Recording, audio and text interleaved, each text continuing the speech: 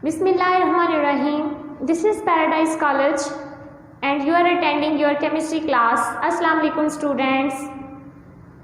कल हम लोगों ने बात की थी मॉलिक्यूल्स की और आयंस की। मॉलिक्यूल्स में हमने उसकी क्लासिफिकेशन के लिहाज से बात की थी कि मॉलिक्यूल्स को हम कैसे क्लासीफाई कर सकते हैं। मॉलिक्यूल्स को हमने क्लासीफाई किया था on the basis of the size, on the basis of their nature, on the basis of their atomicity.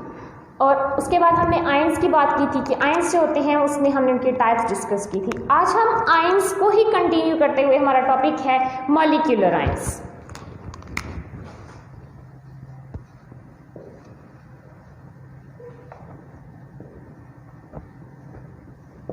What is molecular ion? पहले तो हमने कहा कि जब किसी एटम के ऊपर कोई चार्ज आता है तो वो आयन बन जाता है। अब पीछे वर्ड लग गया हुआ है मॉलिक्यूल। अब यहां पे वर्ड है मॉलिक्यूल, तो इसकी डेफिनेशन इस तरह से होगी, when a molecule gain or lose electron or electrons, it gets charged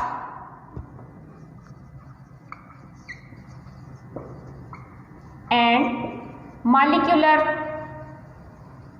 ion are formed। Simple सी बात है स्टूडेंट्स, जब किसी एटम से इलेक्ट्रॉन या तो निकलता है या उसमें एडअप होता है तो वो आयन बन जाता है। अब यहाँ पे मॉलिक्यूल है तो हम बात करेंगे कि मॉलिक्यूल में से जब एक इलेक्ट्रॉन या electrons, it may be 2, 3 and 4, जब ये निकलते हैं या उसमें एडअप होते हैं उसके ऊपर चार्ज आ जाता है और उन चार्ज आने को जो एक स्पीशी बनती है, that species are called molecular ions. इसकी एग्जांपल आप लोग देखेंगे। फॉर एग्जांपल आपके पास जो है N2 positive, O2 negative, CH4 positive. अब ये एटम नहीं है, these are molecules and molecules attain positive charge, molecules attain negative charge, this molecule also contain positive charge. ये जो चार्ज है ये मॉलिक्यूल के ऊपर चार्ज है और मॉलिक्यूल के ऊपर चार्ज होने की वजह से इट बिकम मॉलिक्यूलर आयन। ये क्या बन गया है? मॉलिक्यूलर आयन बन गया है। अब हम लोग डिस्कस करते हैं types of molecule.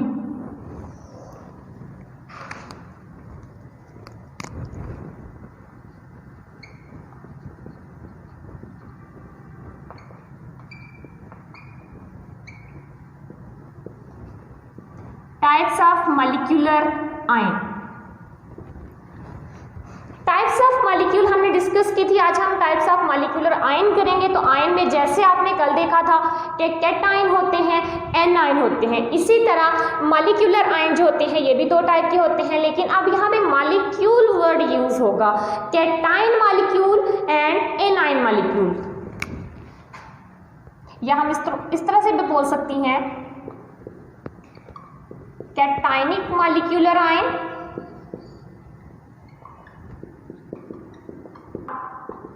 Anionic molecular ion.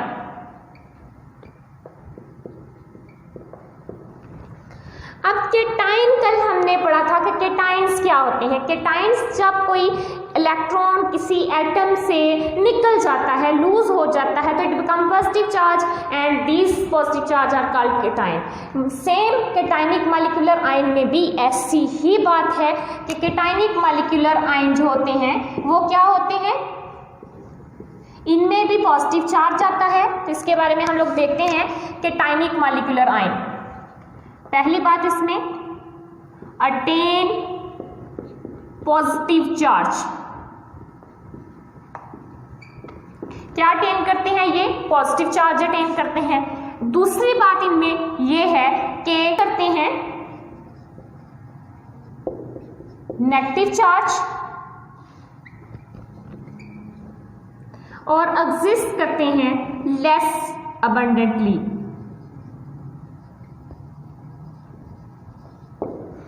इनकी एग्जाम्पल को डिस्कस करें तो ये जो पॉजिटिव चार्ज है, यहां आपके पास एग्जाम्पल आ जाता है CO पॉजिटिव,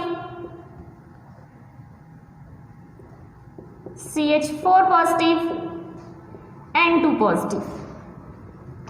अब ये अगर हम किट को स्टडी करें तो आपके पास आ जाता है N2 2 negative, O2 2 negative. These are the examples of and types of molecular ion।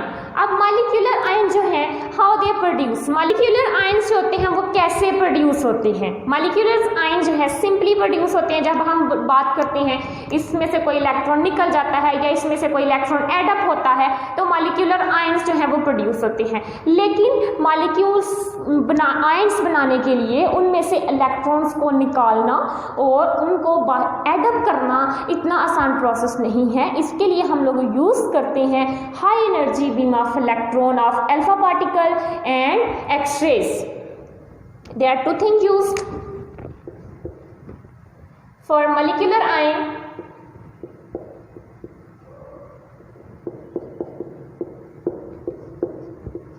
Use of high energy beam of electrons of alpha particles, और दूसरे जो है या तो हम यूज करते हैं एक्स-रेज। जब हम मॉलिक्यूल्स में से एक्स-रेज को या beam of electron alpha particles को पास करवाते हैं तो ये ब्रेकडाउन हो जाते हैं। तो ये जो ब्रेकडाउन होती है, ब्रेकडाउन हमें क्या चीज बताती है, तो इसमें आपके पास जो है वो इंपॉर्टेंस हेडिंग आ जाएगी। ब्रेकडाउन जो होती है, ब्रेकडाउन हमें बताती है about it's exact structure, about it's natural structure. तो इस तरह से आएगा breakdown of molecular ion tells about the structure of original product।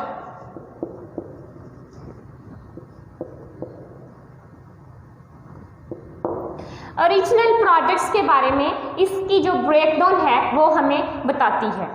हम लोग डिस्कस कर रहे हैं molecular ion. What is molecular ion? ना मॉलिक्यूल गेन और लूज इलेक्ट्रॉन और फिर ये चार्ज गेन कर लेता है, चार्ज हासिल कर लेता है। चार्ज हासिल करने की वजह से हम इसको मॉलिक्यूलर आयन बोलते हैं। जैसे कि इसके एग्जांपल आपके सामने है। आगे टाइप्स है इसकी के टाइप्स ऑफ मॉलिक्यूलर आयन में आपके पास केटाइनिक मॉलिक्यूलर आयन आ जाता है स्टूडेंट्स, एनाइनिक मॉलिक्यूलर आयन आ जाता है। तो स्टूडेंट्स केटाइनिक मॉलिक्यूलर आयन कैसे बनता है, एनाइनिक मॉलिक्यूलर आयन्स कैसे बनते हैं? केटाइनिक पे आपके ऊपर आ जाता है पॉजिटिव चार्ज और ये अबंडेंटली एग्जिस्ट करते हैं, और जो एनाइनिक मॉलिक्यूल्स हैं ये इन पे नेगेटिव चार्ज आ जाता है और ये लेस अबंडेंटली एग्जिस्ट करते हैं, जो कि इसकी एग्जांपल आपके सामने। हम लोग बात करते हैं प्रोडक्शन ऑफ मॉलिक्यूलर आयन्स के। मॉलिक्यूलर आयन्स जो है ये प्रोड्यूस कैसे होता है, how molecular ions are produce, molecular ions कैसे प्रोड्यूस होगा? तो मॉलिक्यूलर आयन्स प्रोड्यूस होता है या बनता है by passing the high energy beam of alpha particles. High energy जब हम रेडिएशंस फॉल करवाएंगे या एक्स-रेज फॉल करवाएंगे तो इट कन्वर्ट इनटू ब्रेकडाउन। तो ब्रेकडाउन जब होगा फिर क्या होगा, ब्रेकडाउन हमें क्या बताएगा? तो ये इसकी इंपॉर्टेंस में आ जाएगा कि इंपॉर्टेंस जो है it tell us about the original structure of a molecule या प्रोडक्ट्स के बारे में, ओरिजिनल स्ट्रक्चर के बारे में आप इसको डिस्कस कर सकते हैं, ये देख सकते हैं। अब हम लोग बात करते हैं रिलेटिव एटॉमिक मास।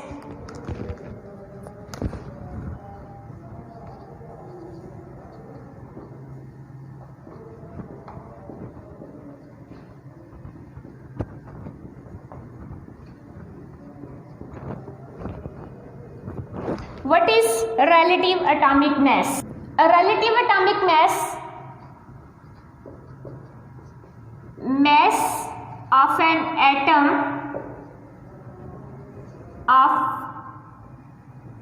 एलिमेंट, किसी एलिमेंट के एटम का मैस है जिसको हम कंपेयर करते हैं, compared with the mass of carbon 12। Relative atomic मास क्या है? रिलेटिव एटॉमिक मास किसी एटम के एलिमेंट का एक ऐसा मास है जो कि हमें ऑब्टेन होता है by the comparing of mass of carbon 12।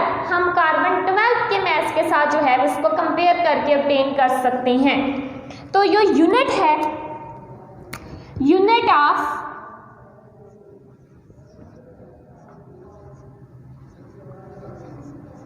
relative atomic mass, जो relative atomic mass का यूनिट है that is expressed in the form of AMU। इसको हम करते हैं AMU की फॉर्म में। AMU stand for atomic mass unit। This atomic mass unit is equal to 1 AMU is equal to 1.661 into 10 raised power minus 27 kg। ये इसके equal होता है। अब what is AMU? What is atomic mass unit? Atomic mass unit क्या है? Atomic mass unit जो है, atomic mass unit, atomic mass unit क्या है? It is the 1/12 part of carbon 12, यानी कि ये 1/12 मास है। हम लोग बात कर रहे हैं मास की। किसी भी एटम का 1/12 पार्ट जब लेंगे हम कार्बन 12 का, तो आपके पास जो चीज आएगी that is atomic mass unit. Atomic mass unit जो आपके पास आ जाएगा, हम इसको प्रूव करते हैं how it is atomic mass unit and it is also equal to 1/12 of the carbon 12। तो आपने देखा होगा कि आपके पास जो है 6.02 10 raised power minus 23, 6.02 10 raised power 23 of carbon atom. It is equal to 12 gram.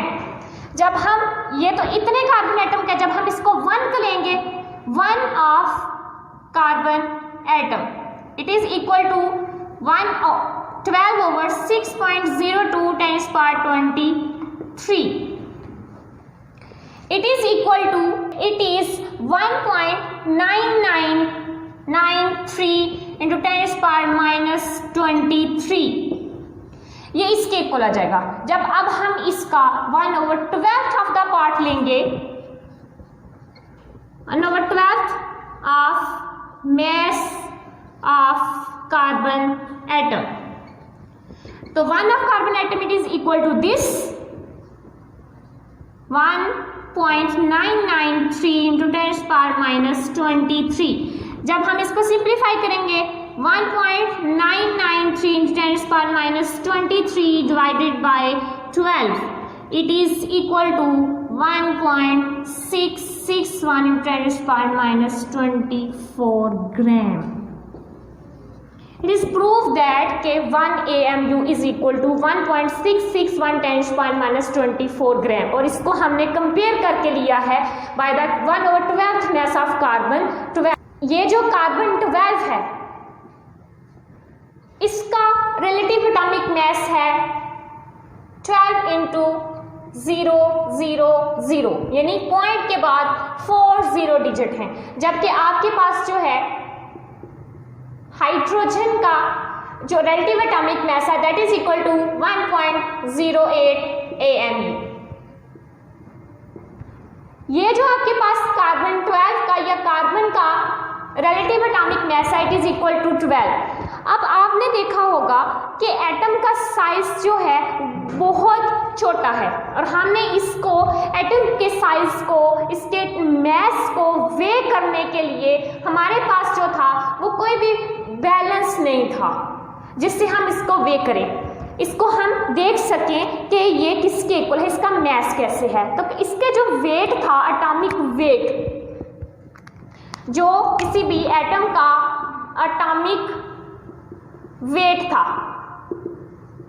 Atomic mass unit या relative atomic mass जो है ये मोर अबंडेंट है अदर देन एटॉमिक वेट। जो आपके पास रिलेटिव एटॉमिक मैस है, relative atomic mass are more abundant. हमने डिफरेंट एलिमेंट्स के रिलेटिव एटॉमिक मैस जो है वो हमने देखे, लेकिन पीरियोडिक टेबल में जितने भी एलिमेंट्स थे उनके रिलेटिव एटॉमिक मैस की वैल्यू जो थी वो फ्लक्चुएट करती थी other than carbon. Periodic table में जितने भी एलिमेंट्स हैं उनके जो मैसेस थे they are fluctuate other than carbon, यानी उनकी रीडिंग जो है वो फ्लक्चुएट करती थी। लेकिन कार्बन जो है इसकी रीडिंग जो है वो फ्लक्चुएट नहीं करती थी बल्कि स्टैंडर्ड थी। इस वजह से हमने जो कार्बन 12 आइसोटोप है उसको हमने एज ए स्टैंडर्ड लिया, जिसकी वजह से हम इसका 1/12 पार्ट ऑफ द कार्बन 12 लेते हैं, या कार्बन 12 का जो आइसोटोप्स है उसकी 1/12 पार्ट लेते हैं, that is equal to 1 AMU।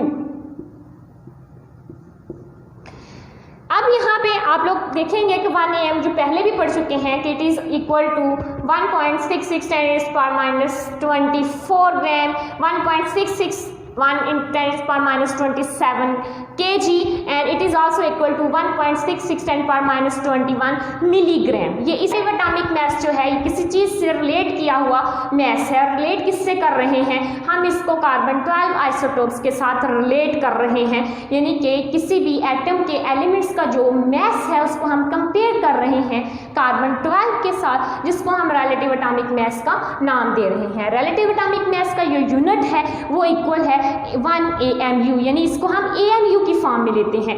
AMU stand for atomic mass unit, और AMU की वैल्यू जो होती है that is equal to 1.661 10⁻27 kg।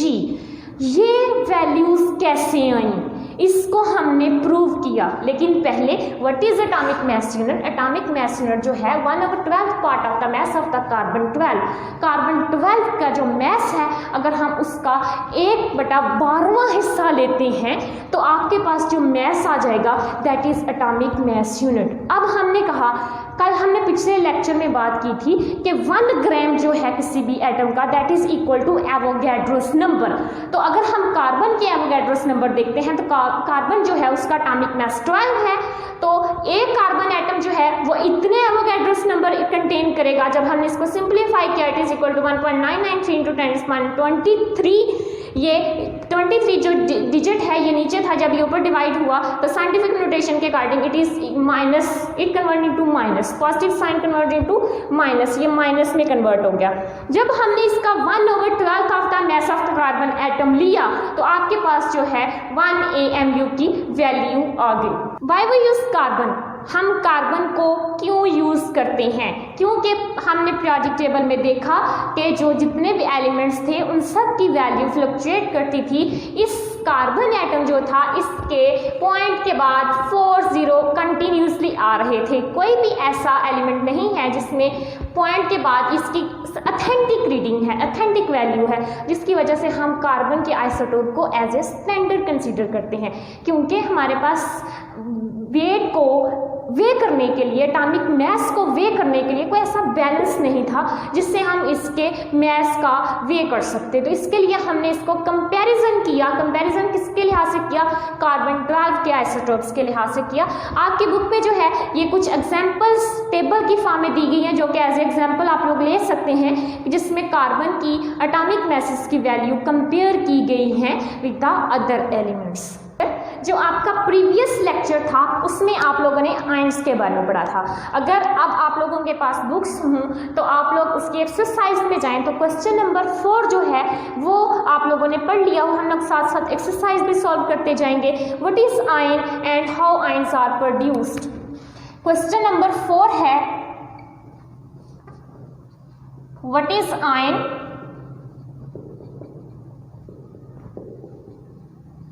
how ions are produced।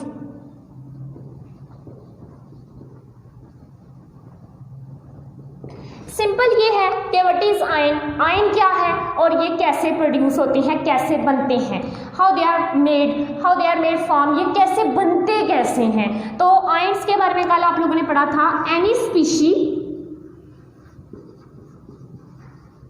Which carry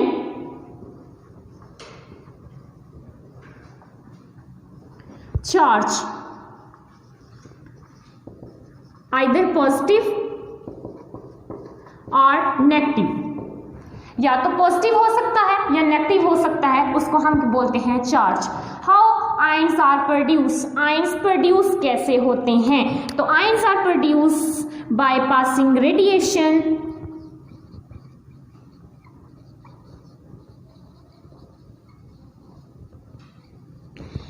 by adding substance,